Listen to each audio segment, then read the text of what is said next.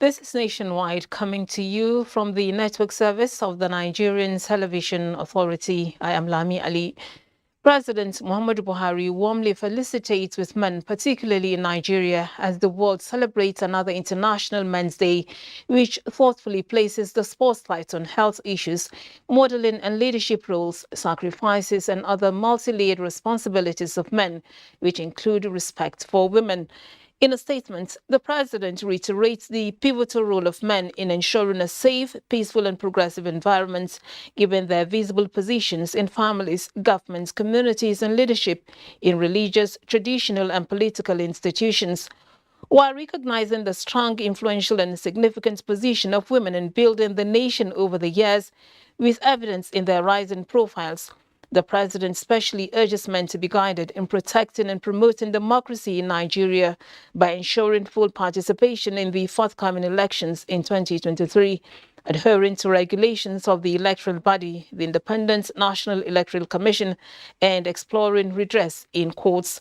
On the theme of this year's IMD, Men Leading by Example, President Buhari calls on men to take the front row in safeguarding and protecting national assets and shun acts of violence like targeting of the offices and stores of the electoral body, which only adds to the cost of governance and projects the country as unstable. President Buhari believes every citizen's voice and vote matters in the choice of Nigeria's leadership and governance and urges men in the country to provide the needed example of decency and decorum and mobilize for the greater good of nation building. The president also commends the local organizing committee of the IMD for setting an agenda for the 2023 elections and remaining faithful in sensitizing men to be more patriotic, responsive and inclusive in decision-making at home and in public.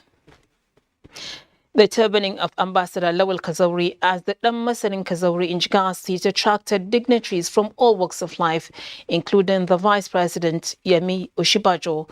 The Emir of Kazauri, His Royal Highness Alhaji Najib Hussein Adamu, described Lawal Kazauri as a philanthropist and humanitarian who has greatly affected the lives of the people of Kazauri.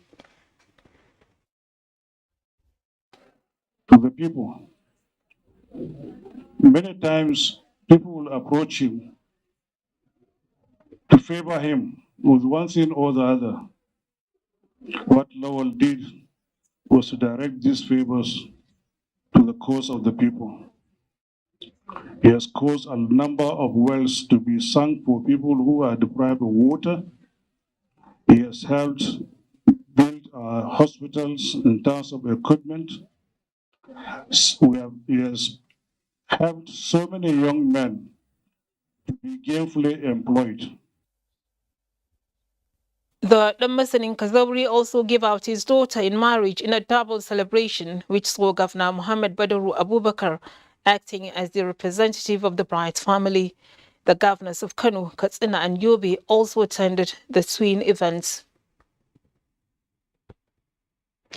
The Ministry of Defense is proposing about 32.7 billion naira in the 2023 fiscal year, as submitted by the Minister of Defense, Major General Bashir Salih Magashi, during the Budget Defense at the Senate. National Assembly correspondent Mobolaji Moribiring reports.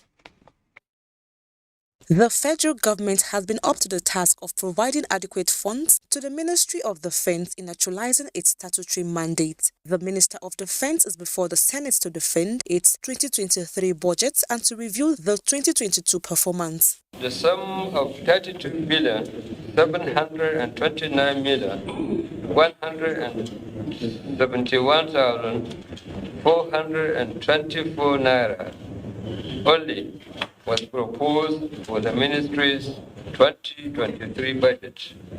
15,465,364 is for the capital expenditure. The increase in the proposed capital expenditure caught the attention of the lawmakers. All these people are purchasing, rich projects purchase similar equipment, and then also ministries also purchase similar equipment. And it's duplication of effort. I would want to recommend that this committee verify if similar provisions have been made under the Ministry of Education or under the Ministry of Humanitarian Affairs, so that we can be well guided in approving this provision. Actually, there is no duplication. In as much as we did not initiate it, it didn't come under our envelope, we did not include it. We believe from our consultation with Ministry of Finance, they found out that this project has been in Ministry of Education. And they realized that this project should actually be in Ministry of Defense because they are product of insurgencies. Afterwards, the committee dissolved into an executive session to discuss other security matters. From the National Assembly, Mobolaji, Moribiri, NTA News. We now go to Sharm el-Sheikh in Egypt, where COP27 is scheduled to wrap up in hours, but countries remain divided on several significant issues, including loss and damage. United Nations Secretary-General Antonio Guterres is therefore urging parties to rise to the urgency of the moment and agree on real solutions to solve the greatest challenge facing humanity. Onengie Fineface has the report. The world is facing existential threats of climate extremes, with devastating floods, rising temperatures, heat waves, melting glaciers, and ocean warming, as well as droughts, plunging millions into food crisis. COP27 is tagged the cup of implementation, where action is the mantra. But divisions and the lack of political will are causing a breakdown in trust between developed and developing nations. As negotiations draw closer to the final hours, United Nations Secretary-General calls for a consensus for action on loss and damage, climate finance, and keeping 1.5 degrees Celsius alive. The most effective way to rebuild trust is by finding an ambitious and credible agreement on loss and damage and financial support to developing countries. The time for talking on loss and damage finance is over. We need action. COP27 President Sameh Shukri is worried that mitigation work program is yet to reach the desired outcome. Adaptation is still held back by procedural matters. Ambitious outcomes on finance have not yet materialized. And on loss and damage, parties are shying away from taking the difficult political decisions. While some of the discussions were constructive and positive, others did not reflect the expected recognition of the need to move collectively to address the gravity and urgency of the climate crisis. He urges parties to go the extra mile, take the necessary steps to reach the much-needed conclusions and agreements. In Sharm el-Sheikh, Egypt, Onengie Fineface, NTA News. The bond that exists between Nigeria and China has again been strengthened with the launch of the Contemporary World Nigeria by the International Department of China and the Institute for Peace and Conflict Resolution. Charles Alpha reports that the organization seeks to uphold peace, a win-win cooperation, and a shared future for both countries and Africa. The world today is undergoing profound changes unseen in the century, with war, climate change, food shortages, and disease constantly staring at the faces of world leaders as they battle for solutions. In Africa, clannish war, communal clashes, boundary disputes, political and social divides rock the continent.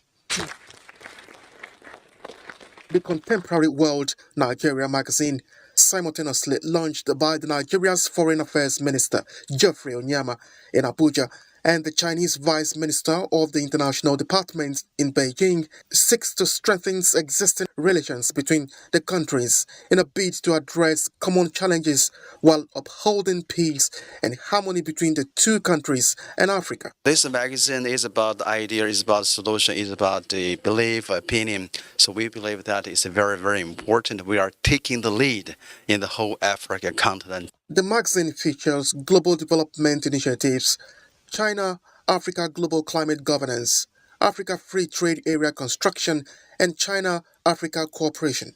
There's a commonality, terrorism in particular. And so the launching of this magazine is also, a way to also make their contribution in the search for peace and security. China is launching the magazine for the first time outside its shores after Nigeria warded off 6 other nations to have its own launch. Charles Alpha, NTA News. Now, members of the House of Representatives in the Third Republic have resolved to work only for the victory of a presidential candidate that will address challenges facing the country in the 2023 general election. This was as the commemoration of the forum's 29th year anniversary in Abuja. John Yaku has the details. These are members of House of Representatives in the Third Republic of Nigeria's democracy.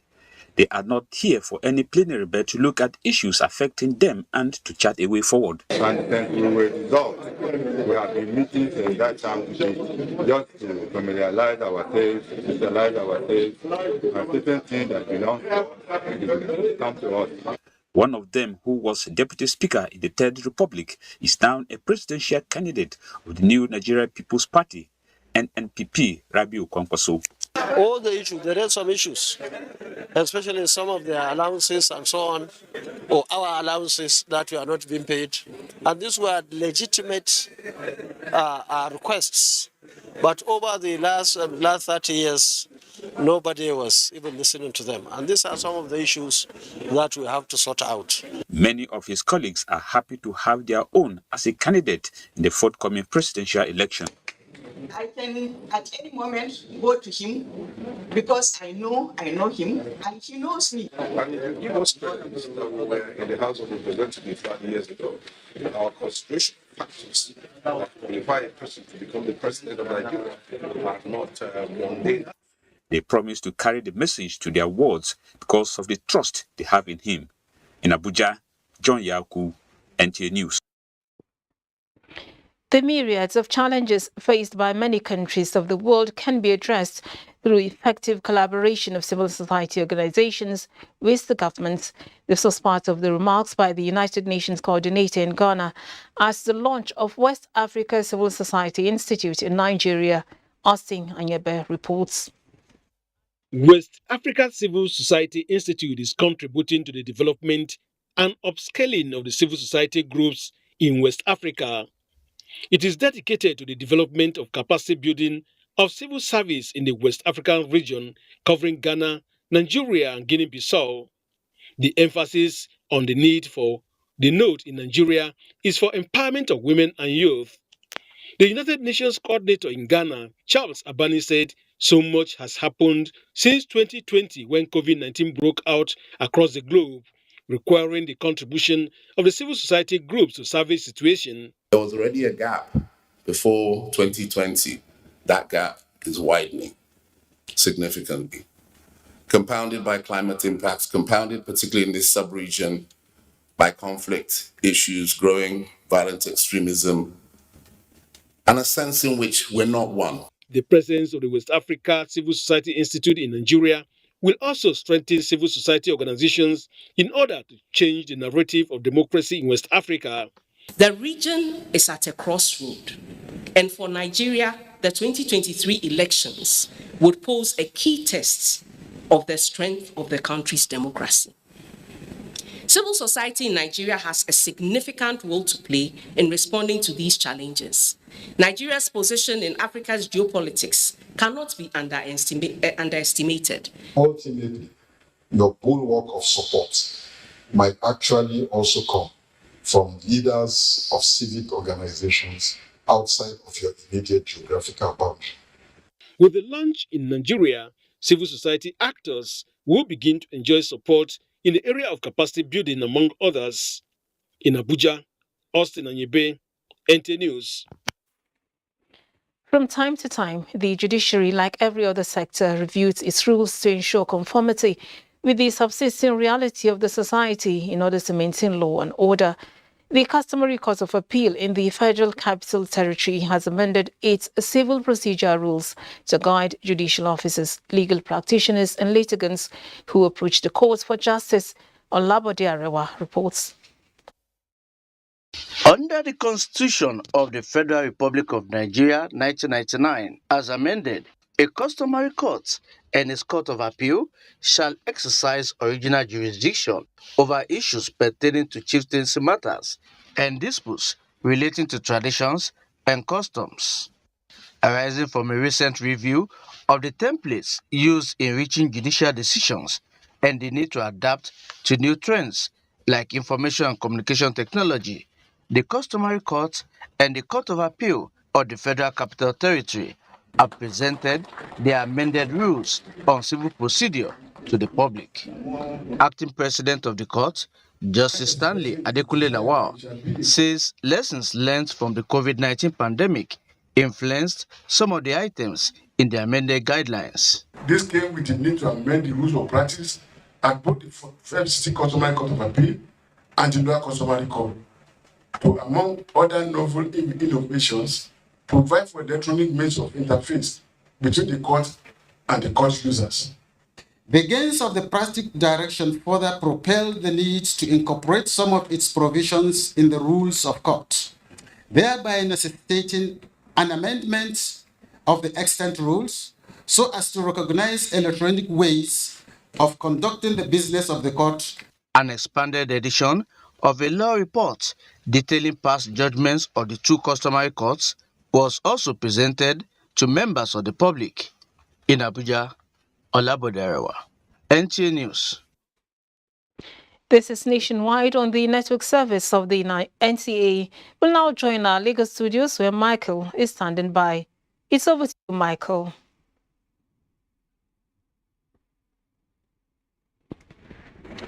Thank you, Lami. Discussions are ongoing towards the licensing of the available toolers and the 3.5 gigahertz mid-band spectrum for the rollout of 5G services in Nigeria. The Federal Ministry of Communications and Digital Economy and the nation's Communications Regulatory Agency, NCC, is engaging stakeholders in Lagos to facilitate the bidding process. Kenya DBC reports. The Nigerian communications market no doubt remains one of the biggest in Africa and considered the largest contributor to the information and communication technology sector of the Nigerian economy. Nigeria's population stands at 214 million, with an average growth rate of 2.6% annually. Arising from the significant increase in broadband penetration in Nigeria, it has therefore become necessary to move to the next phase of global development of the sector, given the opportunities that abound for all stakeholders in the industry and the economy. The regulatory agency is facilitating collaboration strategies in the process of deepening broadband penetration to encourage fair competition in the rollout of 5G services in Nigeria by auctioning the available lots in the 3.5 gigahertz spectrum band. We must be seen to be doing this in a manner that is open, transparent, and credible, so that in the final analysis, we can have an information memorandum that is a reflection of the aspirations of all critical stakeholders in the industry before implementation.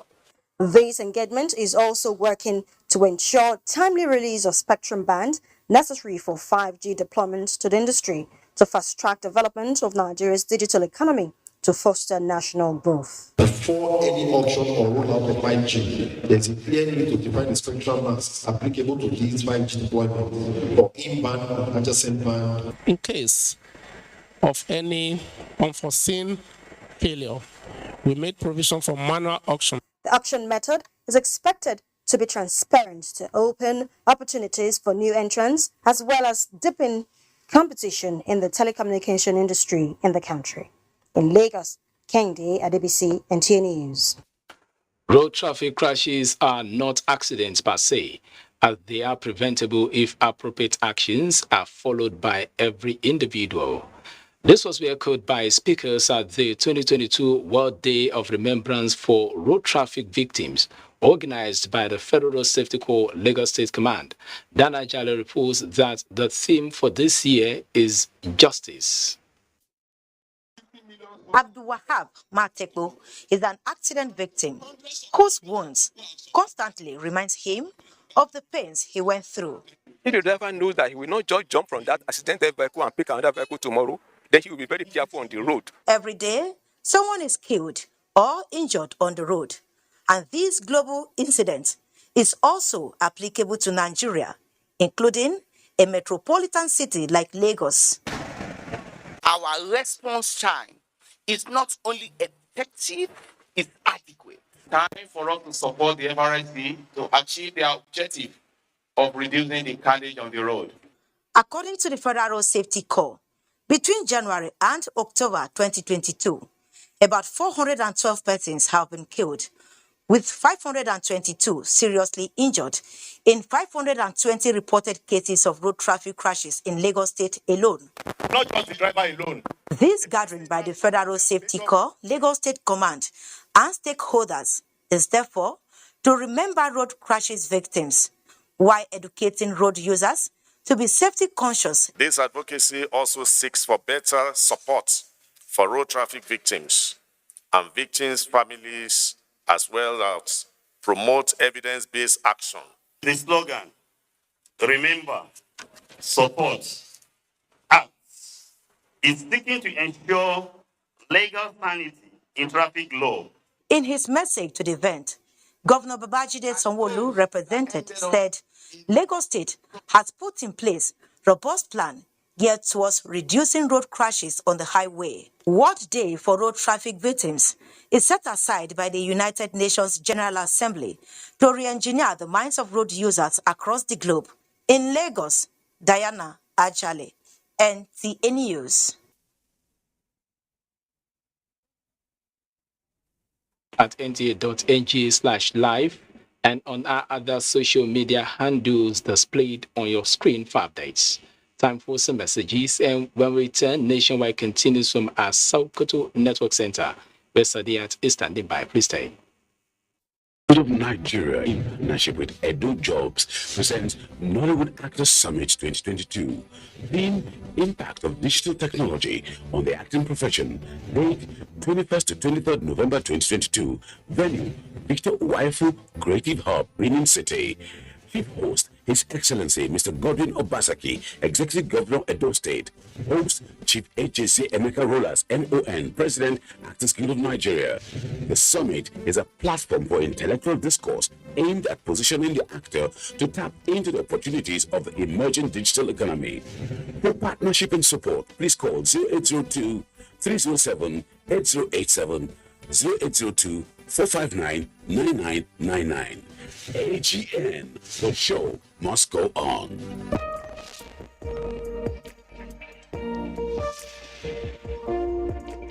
The Independent National Electoral Commission (INEC) hereby informs the general public that the preliminary register of voters will be displayed for public scrutiny in all registration areas, wards, nationwide, from Saturday 12th to Friday 18th November 2022. The preliminary register of voters will also be displayed on the Commission's official website. INEC will address the claims, objections, and complaints arising from the public scrutiny of the register at registration areas, wards, from Saturday 12th to Friday 18th November 2022, and at INEC local government offices from Saturday 19th to Friday 25th November 2022. All registered voters are advised to cross-check their details in the register. Any voter whose name and personal particulars are incorrect can file a claim. Furthermore, the public can file objections against any name wrongfully included in the register. This message is from the Independent National Electoral Commission, INEC.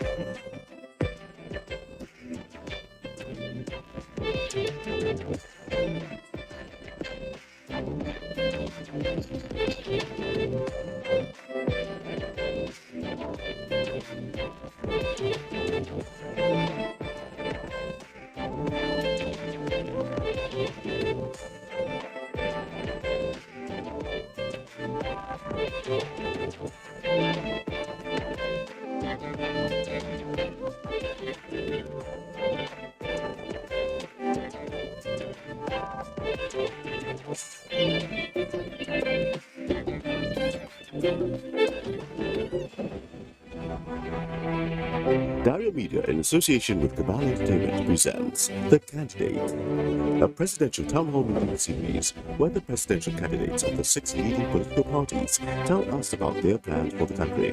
Join Kadaria Ahmed as she leads us into the world of these candidates from the 17th to the 23rd of November 2022. This very important program will be streamed on FRCN, Radio Now, DSTV, NTA, Facebook, YouTube, and more. This is a town hall meeting you shouldn't miss. Tune in. Let's hear from the candidate.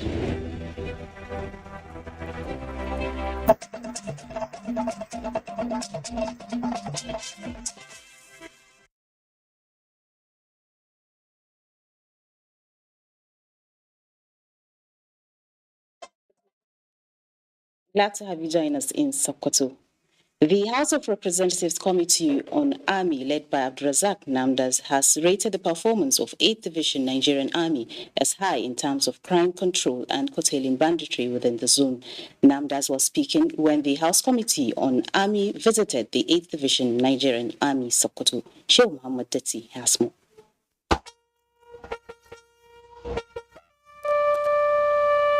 It was member representing Wuruno Raba Federal Constituency, Ibrahim Al-Mustafa Raba, that represented House Committee. As I'm aware, the issue of banditry, cattle rustling, and other heinous crimes bedeviling the subzone have subsided. The country in Sokoto, Sheikh Muhammad Dati, NTA News. State. The items were handed over to the Zamfara State government by the Director General of the National Emergency Agency in Gusau. The Ministry for Humanitarian Affairs, Disaster Management and Social Development. More than 13,800 people were affected by flood this year in Zamfara.